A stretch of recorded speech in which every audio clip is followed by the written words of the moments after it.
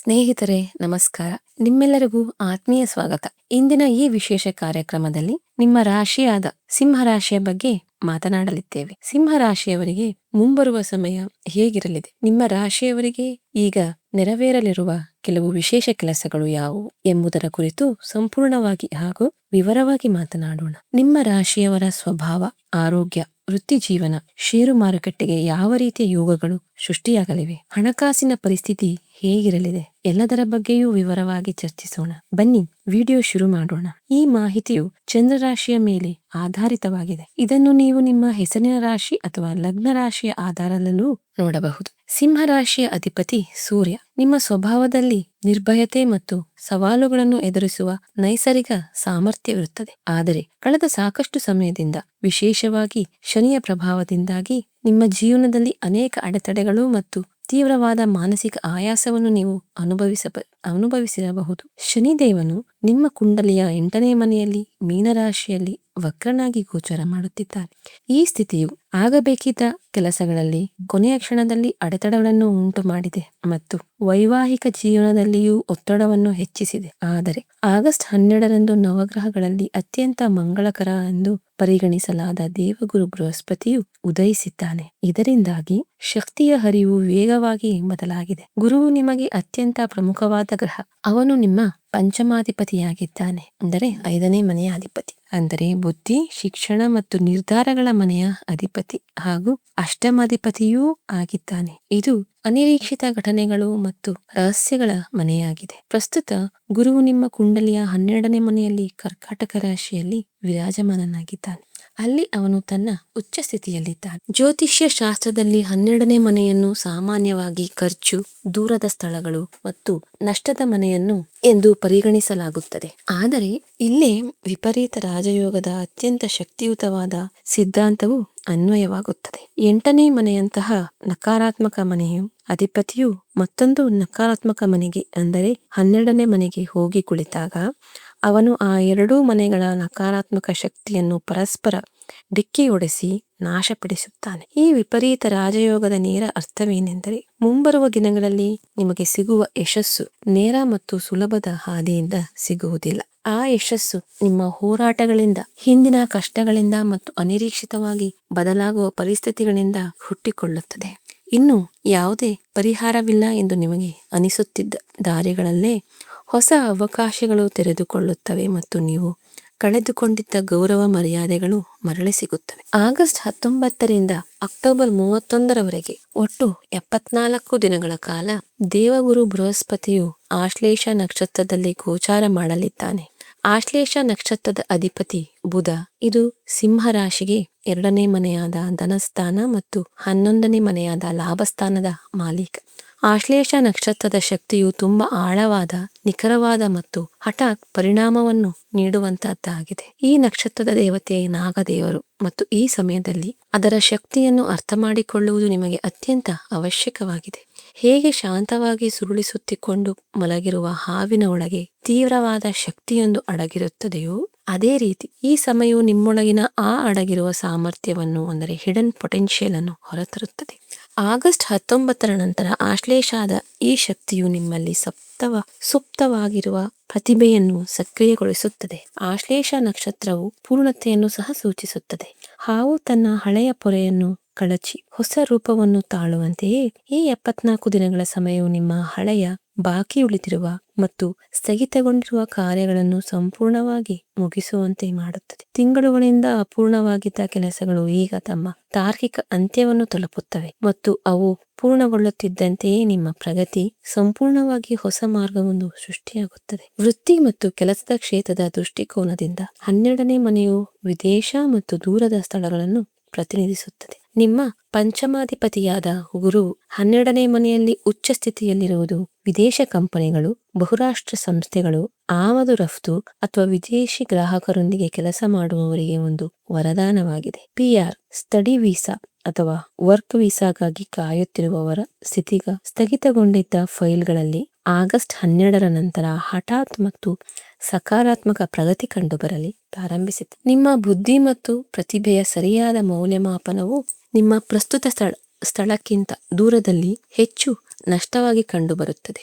ಉದ್ಯೋಗಿಗಳ ವೃತ್ತಿ ಜೀವನದಲ್ಲಿ ಉಂಟಾಗಿದ್ದ ನಿಮ್ಮ ಬುದ್ಧಿ ಮತ್ತು ಪ್ರತಿಭೆಯ ಸರಿಯಾದ ಮೌಲ್ಯಮಾಪನವು ನಿಮ್ಮ ಪ್ರಸ್ತುತ ಸ್ಥಳಕ್ಕಿಂತ ದೂರದಲ್ಲಿ ಹೆಚ್ಚು ಸ್ಪಷ್ಟವಾಗಿ ಕಂಡುಬರುತ್ತದೆ. ಉದ್ಯೋಗಿಗಳಿಗೆ ವೃತ್ತಿ ಜೀವನದಲ್ಲಿ ಉಂಟಾಗಿದ್ದ ನಿಶ್ಚಲತೆ ಈಗ ಮುರಿಯುತ್ತದೆ. ಬಡ್ತಿಯ ಅಂದರೆ ಪ್ರಮೋಷನ್ ನಿಂತು ಹೋಗಿದ್ದ ಪ್ರಕ್ರಿಯೆಗಳು ಮುಂದುವರಿಯುತ್ತವೆ. ನೀವು ಬಯಸಿದ ಪೋಸ್ಟಿಂಗ್ ಅಥವಾ ನೀವು ಇಷ್ಟಪಡುವ ನಗರಕ್ಕೆ ವರ್ಗಾವಣೆ ಸಿಗಬಹುದು. ಸ್ಥಳ ಬದಲಾವಣೆ ಅಥವಾ ಡಿಸ್ಪ್ಲೇಸ್ಮೆಂಟ್ ಆರಂಭದಲ್ಲಿ ಅನಾನುಕೂಲವೆಂದು ತೋರಬಹುದು, ಆದರೆ ಇದು ನಿಮ್ಮ ವೃತ್ತಿ ಜೀವನಕ್ಕೆ ಬಲವಾದ ದಿಕ್ಕನ್ನು ನೀಡುತ್ತದೆ. ಆಡಳಿತ ಮಂಡಳಿಯ ದೃಷ್ಟಿಯಲ್ಲಿ ನಿಮ್ಮ ವಿಶ್ವಾಸಾರ್ಹ ಹೆಚ್ಚಾಗುತ್ತದೆ. ನೀವು ಉದ್ಯೋಗದ ಹುಡುಕಾಟದಲ್ಲಿದ್ದರೆ ಉದ್ಯೋಗ ಪ್ರಾಪ್ತಿಗಾಗಿ ಹೊಸ ಮತ್ತು ಅನಿರೀಕ್ಷಿತ ಅವಕಾಶಗಳು ಎದುರಾಗುತ್ತವೆ. ವ್ಯಾಪಾರಸ್ಥರಿಗೆ ಬುಧನ ಆಶ್ಲೇಷ ನಕ್ಷತ್ರವು ವ್ಯವಹಾರ ವಿಸ್ತರಣೆಯ ಸಮಯವನ್ನು ತರುತ್ತಿದೆ. ಹೊಸ ಅಂತಾರಾಷ್ಟ್ರೀಯ ಒಪ್ಪಂದಗಳಿಗೆ ಸಹಿ ಹಾಕುವ ಬಲವಾದ ಸಾಧ್ಯತೆ ಇದೆ. ನೀವು ಯಾವುದಾದರೂ ಸಮಾನಾಂತರ ಅಂದರೆ ಪ್ಯಾರಲಲ್ ವ್ಯವಹಾರವನ್ನು ಪ್ರಾರಂಭಿಸಲು ಯೋಚಿಸುತ್ತಿದ್ದರೆ ಅದಕ್ಕೆ ಇದು ಅತ್ಯಂತ ಅನುಕೂಲಕರ ಸಮಯ. ರಿಯಲ್ ಎಸ್ಟೇಟ್, ಐಟಿ, ವೈದ್ಯಕೀಯ, ಮಾಧ್ಯಮ, ಶಿಕ್ಷಣ ಮತ್ತು ಸರ್ಕಾರಿ ಸೇವೆಗಳಿಗೆ ಸಂಬಂಧಿಸಿದ ಜನರಿಗೆ ಈ ಅವಧಿಯಲ್ಲಿ ವಿಶೇಷವಾಗಿ ಉತ್ತಮ ಫಲಿತಾಂಶಗಳು ಸಿಗಲಿವೆ. ಹಣ, ಆಸ್ತಿ ಮತ್ತು ಖರ್ಚುಗಳ ವಿಷಯದಲ್ಲಿ ಈ ಗೋಚಾರವು ಪ್ರಮುಖ ಬದಲಾವಣೆಗಳನ್ನು ತರಲಿದೆ. 12ನೇ ಮನೆಯು ಖರ್ಚುಗಳದ್ದಾಗಿದೆ, ಆದ್ದರಿಂದ ಖರ್ಚುಗಳು ಖಂಡಿತವಾಗಿಯೂ ಇರುತ್ತವೆ. ಆದರೆ ದೇವಗುರು ಬೃಹಸ್ಪತಿಯ ಶುಭ ಪ್ರಭಾವದಿಂದಾಗಿ ಈ ಖರ್ಚುಗಳು ಉತ್ಪಾದಕವಾಗಿರುತ್ತವೆ, ಅಂದರೆ ಪ್ರೊಡಕ್ಟಿವ್ ಆಗಿರುತ್ತದೆ. ನೀವು ನಿಮ್ಮ ಹಣವನ್ನು ನಿಷ್ಪ್ರಯೋಜಕ ವಸ್ತುಗಳಿಗೆ ಪೋಲು ಮಾಡುವುದಿಲ್ಲ, ಬದಲಾಗಿ ಅದನ್ನು ಆಸ್ತಿ ಖರೀದಿಸಲು, ಉನ್ನತ ಶಿಕ್ಷಣ ಅಥವಾ ಭವಿಷ್ಯದ ಯೋಜನೆಗಳಾದ ಯಾವುದಾದರೂ ಪ್ರಮುಖ ಪ್ರಯಾಣದಲ್ಲಿ ಹೂಡಿಕೆ ಮಾಡುತ್ತೀರಿ. ಆದಾಗ್ಯೂ ಇಲ್ಲಿ ಒಂದು ಸ್ಪಷ್ಟವಾದ ಜ್ಯೋತಿಷ್ಯ ಮುನ್ನೆಚ್ಚರಿಕೆ ವಹಿಸುವುದು ಅವಶ್ಯಕ. ನಿಮ್ಮ ಕುಂಡಲಿಯ 2ನೇ ಮನೆಯಾದ ಧನಸ್ಥಾನದಲ್ಲಿ ಶುಕ್ರನು ಕನ್ಯಾ ರಾಶಿಯಲ್ಲಿ ನೀಚ ಸ್ಥಿತಿಯಲ್ಲಿ ಗೋಚಾರ ಮಾಡುತ್ತಿದ್ದಾನೆ ಮತ್ತು ಧನಸ್ಥಾನದ ಅಧಿಪತಿಯಾದ ಬುಧನು 12ನೇ ಮನೆಯಲ್ಲಿದ್ದಾನೆ. ಇದರ ನೇರ ಅರ್ಥವೇನೆಂದರೆ ತೋರಿಕೆಗಾಗಿ ಅಥವಾ ಸುಳ್ಳು ಅಂತಸ್ತನ್ನು ಅಂದರೆ ಸ್ಟೇಟಸ್ ಉಳಿಸಿಕೊಳ್ಳಲು ನೀವು ಜೇಬಿಗಿಂತ ಹೆಚ್ಚು ಖರ್ಚು ಮಾಡಬಾರದು. ಬೇರೆಯವರ ಆರ್ಥಿಕ ಜವಾಬ್ದಾರಿಯನ್ನು ನಿಮ್ಮ ಮೇಲೆ ತೆಗೆದುಕೊಳ್ಳುವುದನ್ನು ತಪ್ಪಿಸಿ, ಇಲ್ಲದಿದ್ದರೆ ನಿಮ್ಮ ಆರ್ಥಿಕ ಸ್ಥಿತಿ ಅಸ್ಥಿರವಾಗಬಹುದು. ಆಗಸ್ಟ್ 12ರಿಂದ ಆಗಸ್ಟ್ 22ರವರೆಗಿನ ಸಮಯವು ನಿಮ್ಮ ಆರ್ಥಿಕ ಮರುಹೊಂದಾಣಿಕೆಯ ಅಂದರೆ ಫೈನಾನ್ಷಿಯಲ್ ರೀಕನ್ಸ್ಟ್ರಕ್ಟಿಂಗ್ ಸಮಯವಾಗಿದೆ ಅಥವಾ ಫೈನಾನ್ಷಿಯಲ್ ರೀಸ್ಟ್ರಕ್ಚರಿಂಗ್ ಸಮಯವಾಗಿದೆ. ನಿಮ್ಮ ಹಳೆಯ ಸಾಲಗಳನ್ನು ನೀವು ನಿರ್ವಹಿಸಲು ಸಾಧ್ಯವಾಗುತ್ತದೆ. ಆಶ್ಲೇಷ ನಕ್ಷತ್ರದ ಅಧಿಪತಿಯಾದ ಬುಧನು ನಿಮಗೆ ಅನಿರೀಕ್ಷಿತವಾಗಿ ಹಣ ಗಳಿಸಲು ಮತ್ತು ಲಿಕ್ವಿಡ್ ಕ್ಯಾಶ್ ಹೆಚ್ಚಿಸಲು ಉತ್ತಮ ಅವಕಾಶಗಳನ್ನು ಒದಗಿಸುತ್ತಾನೆ. ಸಿಕ್ಕಿ ಹಾಕಿಕೊಂಡಿದ್ದ ಯಾವುದೇ ಹಣವೂ ಸಹ ಈ ಗೋಚಾರದ ಸಮಯದಲ್ಲಿ ಮರಳಿ ಬರಬಹುದು. ಈ 74 ದಿನಗಳ ಪ್ರಮುಖ ಗೋಚಾರವನ್ನು ನವಾಂಶ ಕುಂಡಲಿಯ ಆಧಾರದ ಮೇಲೆ ನಾವು 4 ಸೂಕ್ಷ್ಮ ಹಂತಗಳಾಗಿ ವಿಂಗಡಿಸಬಹುದು. ಮೊದಲ ಹಂತವು ಆಗಸ್ಟ್ 19ರಿಂದ ಸೆಪ್ಟೆಂಬರ್ 3ರವರೆಗೆ ಇರುತ್ತದೆ. ಈ ಸಮಯದಲ್ಲಿ ಗುರುವು ನವಾಂಶದಲ್ಲಿ ಧನುರಾಶಿಯಲ್ಲಿರುತ್ತಾನೆ. ಇದು ಸಿಂಹ ಲಗ್ನದ 5ನೇ ಮನೆಯನ್ನು ಸಕ್ರಿಯಗೊಳಿಸುತ್ತದೆ. ವಿದ್ಯಾರ್ಥಿಗಳಿಗೆ ಮತ್ತು ಸ್ಪರ್ಧಾತ್ಮಕ ಪರೀಕ್ಷೆಗಳಿಗೆ ತಯಾರಿ ನಡೆಸುತ್ತಿರುವವರಿಗೆ ಇದು ಅತ್ಯುತ್ತಮ ಸಮಯ. ಷೇರು ಮಾರುಕಟ್ಟೆಯಲ್ಲಿ ಹೂಡಿಕೆ ಮಾಡುವವರು ತಮ್ಮ ಸಂಶೋಧನೆಯ ಆಧಾರದ ಮೇಲೆ ಈ ಸಮಯದಲ್ಲಿ ಉತ್ತಮ ಲಾಭವನ್ನು ಗಳಿಸಬಹುದು. ಪ್ರೇಮ ಸಂಬಂಧಗಳಲ್ಲಿ ನಡೆಯುತ್ತಿರುವ ವಿವಾದಗಳು ಬಗೆಹರಿಯುತ್ತವೆ ಮತ್ತು ಮಕ್ಕಳ ಕಡೆಯಿಂದ ಕೆಲವು ಸಕಾರಾತ್ಮಕ ಸುದ್ದಿಗಳು ಲಭ್ಯವಾಗುತ್ತದೆ. 2ನೇ ಹಂತವು ಸೆಪ್ಟೆಂಬರ್ 4ರಿಂದ ಸೆಪ್ಟೆಂಬರ್ 19ರವರೆಗೆ ಇರುತ್ತದೆ. ಆಗ ಗುರುವು ನವಾಂಶದಲ್ಲಿ ಮಕರ ರಾಶಿಯನ್ನು ಪ್ರವೇಶಿಸುವ ಮೂಲಕ ನಿಮ್ಮ 6ನೇ ಮನೆಯನ್ನು ಸಕ್ರಿಯಗೊಳಿಸುತ್ತಾನೆ. ಹಳೆಯ ಸಾಲಗಳು, ಇಎಂಐ ಒತ್ತಡಗಳು ಮತ್ತು ಹಳೆಯ ಆರೋಗ್ಯ ಸಮಸ್ಯೆಗಳಿಂದ ನಿಮಗೆ ದೊಡ್ಡ ಪರಿಹಾರ ಸಿಗುವ ಅವಧಿ ಇದಾಗಿದೆ. ನಿಮ್ಮ ವಿರುದ್ಧ ಪಿತೂರಿ ಮಾಡುತ್ತಿದ್ದವರು ಈ ಸಮಯದಲ್ಲಿ ದುರ್ಬಲರಾಗುತ್ತಾರೆ. ಕಾನೂನು ಮೊಕದ್ದಮೆಗಳಲ್ಲಿ ಗೆಲ್ಲುವ ಸಾಧ್ಯತೆ ಈ ಹಂತದಲ್ಲಿ ಅತಿ ಹೆಚ್ಚಾಗಿದೆ. 3ನೇ ಹಂತವು ಸೆಪ್ಟೆಂಬರ್ 20ರಿಂದ ಅಕ್ಟೋಬರ್ 8ರವರೆಗೆ ಇರುತ್ತದೆ. ಈ ಸಮಯದಲ್ಲಿ ಗುರುವು ಕುಂಭರಾಶಿಯಲ್ಲಿರುವ ಮೂಲಕ ನಿಮ್ಮ 7ನೇ ಮನೆಯನ್ನು ಸಕ್ರಿಯಗೊಳಿಸುತ್ತಾನೆ. ಇದು ನಿಮಗೆ ಡಬಲ್ ವೆಲ್ತ್ ಆಕ್ಟಿವೇಶನ್ ಅಂದರೆ ದ್ವಿಗುಣ ಸಂಪತ್ತು ಸೃಷ್ಟಿಯ ಸಮಯ. ನಿಮ್ಮ ದೈನಂದಿನ ಆದಾಯದಲ್ಲಿ ಹಠಾತ್ ಹೆಚ್ಚಳವನ್ನು ನೀವು ಕಾಣುವಿರಿ. ವೈವಾಹಿಕ ಜೀವನದಲ್ಲಿ ಯಾವುದಾದರೂ ಒತ್ತಡವಿದ್ದರೆ ಅದು ದೂರವಾಗುತ್ತದೆ. ಹೊಸ ವ್ಯಾಪಾರ ಸಂಬಂಧಗಳು ಮತ್ತು ಪಾಲುದಾರಿಕೆಯನ್ನು ಅಂದರೆ ಪಾರ್ಟ್ನರ್ಶಿಪ್ ಸ್ಥಾಪಿಸಲು ಸಹ ಈ ಸಮಯವು ಅತ್ಯಂತ ಶುಭಕರವಾಗಿದೆ. 4ನೇ ಹಂತವು ಅಕ್ಟೋಬರ್ 9ರಿಂದ ಅಕ್ಟೋಬರ್ 31ರವರೆಗೆ ಮೀನರಾಶಿಯ ಪ್ರಭಾವದಲ್ಲಿರುತ್ತದೆ. ಇದು ಈ ಗೋಚಾರದ ಅತ್ಯಂತ ನಿಗೂಢ ಮತ್ತು ಶಕ್ತಿಶಾಲಿ ಸಮಯವಾಗಿದೆ. ಅನಿರೀಕ್ಷಿತವಾಗಿ ಹಣ ಪ್ರಾಪ್ತಿಯಾಗುವುದು, ನಿಂತು ಹೋಗಿದ್ದ ಬಾಕಿ ಹಣ ಸಿಗುವುದು, ಬೋನಸ್ ಹೆಚ್ಚಳ ಅಥವಾ ಪಿತ್ರಾರ್ಜಿತ ಆಸ್ತಿಗೆ ಸಂಬಂಧಿಸಿದ ವಿವಾದಗಳು ನಿಮ್ಮ ಪರವಾಗಿ ಬಗೆಹರಿಯುವುದು ಈ ಹಂತದಲ್ಲಿ ಸಂಪೂರ್ಣವಾಗಿ ಸಾಧ್ಯ. ಶತ್ರುಗಳು ಮತ್ತು ಕಾನೂನು ವಿಷಯಗಳಿಗೆ ಸಂಬಂಧಿಸಿದಂತೆ ಗುರುವಿನ ದೃಷ್ಟಿಗಳು ತುಂಬಾ ಪ್ರಭಾವಶಾಲಿಯಾಗಿರುತ್ತದೆ. 12ನೇ ಮನೆಯಲ್ಲಿ ಕುಳಿತಿರುವ ಗುರುವಿನ 7ನೇ ದೃಷ್ಟಿಯು ನಿಮ್ಮ 6ನೇ ಮನೆಯ ಮೇಲೆ ಬೀಳುತ್ತಿದೆ. ಆಶ್ಲೇಷ ನಕ್ಷತ್ರದ ಶಕ್ತಿ ಮತ್ತು ಗುರುವಿನ ದೃಷ್ಟಿಯ ಸಂಯೋಜಿತ ಪ್ರಭಾವವು ನಿಮ್ಮ ಜೀವನದ ವಾಸ್ತವಗಳನ್ನು ಸ್ಪಷ್ಟಪಡಿಸುತ್ತವೆ. ನಿಮ್ಮ ಕೆಲಸದ ಸ್ಥಳದಲ್ಲಿ ಅಥವಾ ವೈಯಕ್ತಿಕ ಜೀವನದಲ್ಲಿ ನಿಮ್ಮ ಹಿತೈಷಿಗಳಂತೆ ನಟಿಸುತ್ತಾ ಅಡಗಿಕೊಂಡಿರುವ ಜನರ ನೈಜ ಮುಖವು ನಿಮ್ಮ ಮುಂದೆ ಬರುತ್ತೆ. ಹಾಗಾದಾಗ ಆ ಸತ್ಯವನ್ನು ಶಾಂತಿಯಿಂದ ಒಪ್ಪಿಕೊಳ್ಳಿ ಮತ್ತು ಅಂತಹವರಿಂದ ಸೂಕ್ತ ಅಂತರವನ್ನು ಕಾಯ್ದುಕೊಳ್ಳಿ. ಯಾವುದಾದರೂ ಆಸ್ತಿ ವಿವಾದ ಅಥವಾ ಸುಳ್ಳು ಆರೋಪ ನಿಮ್ಮ ಮೇಲಿದ್ದರೆ ಈ ಅವಧಿಯಲ್ಲಿ ಸತ್ಯವೇ ಜಯಿಸುತ್ತದೆ ಮತ್ತು ತೀರ್ಪುಗಳು ನಿಮ್ಮ ಪರವಾಗಿ ಬರುತ್ತವೆ. ವೈವಾಹಿಕ ಜೀವನ ಮತ್ತು ಕೌಟುಂಬಿಕ ಶಾಂತಿಯ ದೃಷ್ಟಿಕೋನದಿಂದ ಈ ಸಮಯವು ಅತ್ಯಂತ ನೆಮ್ಮದಿ ನೀಡುವಂತಹದ್ದಾಗಿದೆ. ಶನಿಯು ನಿಮ್ಮ 7ನೇ ಮನೆಯ ಅಧಿಪತಿಯಾಗಿದ್ದು 8ನೇ ಮನೆಯಲ್ಲಿ ವಕ್ರ ಸ್ಥಿತಿಯಲ್ಲಿದ್ದಾನೆ. ಇದು ಮಾನಸಿಕ ಒತ್ತಡ ಮತ್ತು ಅಂತರವನ್ನು ಸೃಷ್ಟಿಸಿತ್ತು. ಆದರೆ ಆಗಸ್ಟ್ 12ರಂದು ಉದಯಿಸಿದ ನಂತರ ಈಗ ಗುರುವಿನ 9ನೇ ದೃಷ್ಟಿ ನೇರವಾಗಿ 8ನೇ ಮನೆಯ ಮೇಲೆ ಬೀಳುತ್ತಿದೆ. ಗುರುವಿನ ಈ ದೃಷ್ಟಿಯು ಶನಿಯ ನಕಾರಾತ್ಮಕ ಪರಿಣಾಮಗಳನ್ನು ಶಾಂತಗೊಳಿಸುತ್ತಿವೆ. ದಾಂಪತ್ಯ ಜೀವನದಲ್ಲಿ ಪರಸ್ಪರ ತಿಳುವಳಿಕೆ ಮತ್ತು ಭಾವನಾತ್ಮಕ ಸಾಮೀಪ್ಯವು ಮರುಸ್ಥಾಪನೆಯಾಗುತ್ತದೆ. ಗುರುವಿನ 5ನೇ ದೃಷ್ಟಿ ನಿಮ್ಮ 4ನೇ ಮನೆಯಾದ ಸುಖ ಸ್ಥಾನದ ಮೇಲೂ ಬೀಳುತ್ತಿದೆ. ಇದರಿಂದಾಗಿ ಕುಟುಂಬದಲ್ಲಿ ಒತ್ತಡ ಕೊನೆಗೊಳ್ಳುತ್ತದೆ. ತಾಯಿಯವರ ಆರೋಗ್ಯ ಸುಧಾರಿಸುತ್ತದೆ ಮತ್ತು ಮನೆಯ ನವೀಕರಣ ಅಥವಾ ಶುಭ ಕಾರ್ಯಗಳ ರೂಪುರೇಷೆ ಸಿದ್ಧವಾಗುತ್ತದೆ. ಒಡಹುಟ್ಟಿದವರೊಂದಿಗಿನ ನಿಮ್ಮ ಸಂಬಂಧವು ಹೆಚ್ಚು ಗಾಢವಾಗುತ್ತದೆ. ವಿದ್ಯಾರ್ಥಿಗಳಿಗೆ ಈ ಸಮಯವು ತಮ್ಮ ಗುರಿಗಳ ಮೇಲೆ ಸಂಪೂರ್ಣವಾಗಿ ಗಮನ ಹರಿಸುವುದಾಗಿದೆ. ಉನ್ನತ ಶಿಕ್ಷಣ ಮತ್ತು ವಿದೇಶಿ ವಿಶ್ವವಿದ್ಯಾಲಯಗಳಿಗೆ ಪ್ರವೇಶ ಪಡೆಯಲು ಹಾದಿಯಲ್ಲಿ ಅಡೆತಡೆಗಳು ನಿವಾರಣೆಯಾಗುತ್ತವೆ. ಗೃಹಿಣಿಯರಿಗೆ ಮನೆಯ ವಾತಾವರಣ ಶಾಂತ ಮತ್ತು ಆಧ್ಯಾತ್ಮಿಕವಾಗಿರುತ್ತದೆ ಮತ್ತು ಮಕ್ಕಳ ಸಾಧನೆಗಳಿಂದ ಮನಸ್ಸಿಗೆ ತೃಪ್ತಿ ಸಿಗುತ್ತದೆ. ನಿವೃತ್ತ ಮತ್ತು ಹಿರಿಯ ನಾಗರಿಕರಿಗೆ ಇದು ಆಳವಾದ ಆಧ್ಯಾತ್ಮಿಕ ಜಾಗೃತಿಯ ಸಮಯವಾಗಿದೆ. ಜ್ಯೋತಿಷ್ಯ, ಯೋಗ ಮತ್ತು ಧ್ಯಾನದ ಕಡೆಗೆ ನಿಮ್ಮ ಒಲವು ಹೆಚ್ಚಾಗುತ್ತದೆ ಮತ್ತು ಸ್ಥಗಿತಗೊಂಡಿದ್ದ ಹಳೆಯ ಫಂಡ್ಗಳು ಕೈ ಸೇರಬಹುದು. ಆರೋಗ್ಯದ ದೃಷ್ಟಿಯಿಂದ 12ನೇ ಮನೆಯು ನಿದ್ರೆಗೆ ಸಂಬಂಧಿಸಿದೆ. ಗುರುವಿನ ಉದಯವು ಮಾನಸಿಕ ಕಿರಿಕಿರಿ ಮತ್ತು ಆತಂಕವನ್ನು ಕಡಿಮೆ ಮಾಡುತ್ತದೆ, ಜೊತೆಗೆ ಅದ್ಭುತವಾದ ಶಾಂತಿ ಮತ್ತು ಆಳವಾದ ನಿದ್ರೆಯನ್ನು ನೀಡುತ್ತದೆ.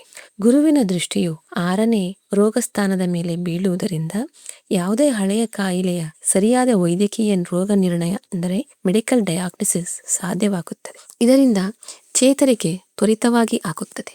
ಇದು ಸೂರ್ಯನ ಒಡೆತನದ ರಾಶಿಯಾಗಿರುವುದರಿಂದ ಜೀರ್ಣಾಂಗ ವ್ಯವಸ್ಥೆ ಸಂಬಂಧಿಸಿದ ಸಮಸ್ಯೆಗಳು ಉದ್ಭವಿಸದಂತೆ ನಿಮ್ಮ ಕೋಪವನ್ನು ನಿಯಂತ್ರಣದಲ್ಲಿಟ್ಟುಕೊಳ್ಳಿ ಮತ್ತು ಆಹಾರವನ್ನು ಸಮತೋಲನದಲ್ಲಿಟ್ಟುಕೊಳ್ಳಿ.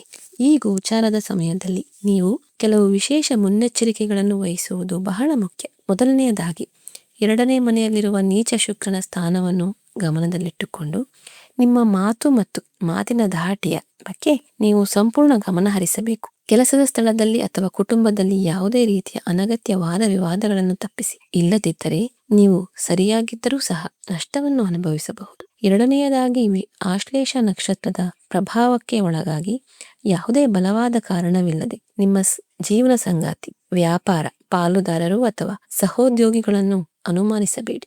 ಅತಿಯಾದ ಅನುಮಾನವು ನಿಮ್ಮ ಸಂಬಂಧಗಳು ಮತ್ತು ಯೋಜನೆಗಳನ್ನು ಹಾಳು ಮಾಡಬಹುದು. 3ನೇಯದಾಗಿ ಕೆಲಸದ ಸ್ಥಳದಲ್ಲಿ ಭಾವನೆಗಳಿಗೆ ಒಳಗಾಗಿ ಅಥವಾ ಯಾವುದೇ ಸಣ್ಣ ಭಿನ್ನಾಭಿಪ್ರಾಯಗಳಿಗೆ ಆತುರದಲ್ಲಿ ರಾಜೀನಾಮೆ ನೀಡಬೇಡಿ. ಬೇರೆ ಯಾವುದೇ ಅವಕಾಶದ ಖಚಿತವಾದ ಲಿಖಿತ ದೃಢೀಕರಣವಿಲ್ಲದೆ ಈ ನಿರ್ಧಾರ ಬೇಡ. ಕಚೇರಿ ರಾಜಕೀಯದಿಂದ ಅಂದರೆ ಆಫೀಸ್ ಪಾಲಿಟಿಕ್ಸ್ನಿಂದ ನಿಮ್ಮನ್ನು ಸಂಪೂರ್ಣವಾಗಿ ದೂರವಿಡಿ. ಅಂತಿಮ ಮುನ್ನೆಚ್ಚರಿಕೆ ಏನೆಂದರೆ ಸಂಪೂರ್ಣ ಪರಿಶೀಲನೆ ಇಲ್ಲದೆ ಯಾವುದೇ ಕಾನೂನು ದಾಖಲೆ ಅಥವಾ ಕರಾರುಗಳಿಗೆ ಸಹಿ ಹಾಕಬೇಡಿ. ದಾಖಲೆಗಳನ್ನು ಸರಿಯಾಗಿ ಓದಿ ಮತ್ತು ತಜ್ಞರ ಸಲಹೆ ಪಡೆಯಿರಿ. ಈ ಜ್ಯೋತಿಷ್ಯ ಶಕ್ತಿಗಳ ಅತ್ಯುತ್ತಮ ಲಾಭವನ್ನು ಪಡೆಯಲು ನೀವು ಅಳವಡಿಸಿಕೊಳ್ಳಬಹುದಾದ ಕೆಲವು ನಿಖರ ಮತ್ತು ಸರಳ ಪರಿಹಾರಗಳಿವೆ. ಗುರುವಿನ ಅನುಗ್ರಹಕ್ಕಾಗಿ ಪ್ರತಿದಿನ ಬೆಳಗ್ಗೆ ಸ್ನಾನದ ನಂತರ ಓಂ ಭೃಂ ಬೃಹಸ್ಪತಿಯೇ ನಮಃ ಎಂಬ ಮಂತ್ರವನ್ನು 1 ಮಾಲೆ ಕಡ್ಡಾಯವಾಗಿ ಜಪಿಸಿ. ಆಶ್ಲೇಷ ನಕ್ಷತ್ರ ಮತ್ತು ಬುಧನ ಸಕಾರಾತ್ಮಕ ಪ್ರಭಾವಕ್ಕಾಗಿ ಸತತ 3 ಬುಧವಾರಗಳಂದು ದೇವಾಲಯದಲ್ಲಿ ಇಡೀ ಹಸಿರು ಹೆಸರುಬೇಳೆಯನ್ನು ದಾನ ಮಾಡಿ ಮತ್ತು ಹಸುವಿಗೆ ಹಸಿರು ಹುಲ್ಲನ್ನು ತಿನ್ನಿಸಿ. ವೃತ್ತಿ ಜೀವನದಲ್ಲಿ ಪ್ರಗತಿಗಾಗಿ ಗುರುವಾರ ಸ್ನಾನದ ನೀರಿಗೆ ಸ್ವಲ್ಪ ಅರಿಶಿನವನ್ನು ಬೆರೆಸಿ ಮತ್ತು ಬಾಳೆ ಮರದ ಬೇರಿಗೆ ಅರಿಶಿನ ಬೆರೆಸಿದ ನೀರನ್ನು ಅರ್ಪಿಸಿ. ಮಾನಸಿಕ ಶಾಂತಿ ಮತ್ತು ಆಳವಾದ ನಿದ್ರೆಗಾಗಿ ರಾತ್ರಿ ಮಲಗುವಾಗ ನಿಮ್ಮ ತಲೆಯ ಬಳಿ ನೀರಿನಿಂದ ತುಂಬಿದ ಪಾತ್ರೆಯನ್ನು ಇಟ್ಟುಕೊಳ್ಳಿ ಮತ್ತು ಮರುದಿನ ಬೆಳಿಗ್ಗೆ ಆ ನೀರನ್ನು ಯಾವುದಾದ್ರೂ ಗಿಡಕ್ಕೆ ಹಾಕಿ. ದೇವಗುರು ಬೃಹಸ್ಪತಿಯ ಈ ಗೋಚಾರವು ನಿಂತು ಹೋದ ನಿಮ್ಮ ಕಾರ್ಯಗಳನ್ನು ಚುರುಕುಗೊಳಿಸಲು ಮತ್ತು ಹೊಸ ಅವಕಾಶಗಳನ್ನು ಸ್ವೀಕರಿಸಲು ಒಂದು ಅತ್ಯುತ್ತಮ ಸಮಯವಾಗಿದೆ.